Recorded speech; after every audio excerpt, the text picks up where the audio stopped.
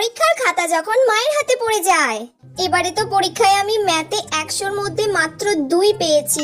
এই খাতাটা যদি মায়ের হাতে পড়ে তাহলে তো আমাকে আর আস্ত রাখবে না। কি যে করব, এখন আপাতত এখানে লুকিয়ে রেখে দিই বিছানার তলায়, পরে কিছু একটা বলে আমি ম্যানেজ করে নেব। লুকিয়ে রেখে দিই এখানে। A few moments later. কি গরম! ঘরটার কি অবস্থা করে রেখেছে মেয়েটা, যেখানে খেয়েছে সেখানেই থালা পড়ে, চারিদিকে এটা ওটা জিনিস ফেলে রেখে দিয়েছে। কোনো সময় তো ঘরটা পরিষ্কার করে না, সব আমাকে করতে হবে।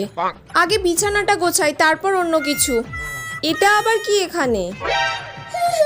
এই মরেছে, যা মায়ের হাতে পড়ে গেল পরীক্ষার খাতাটা। অঙ্কতে 100-র মধ্যে মাত্র 2 পেয়েছে। আজকে তো আমি শেষ।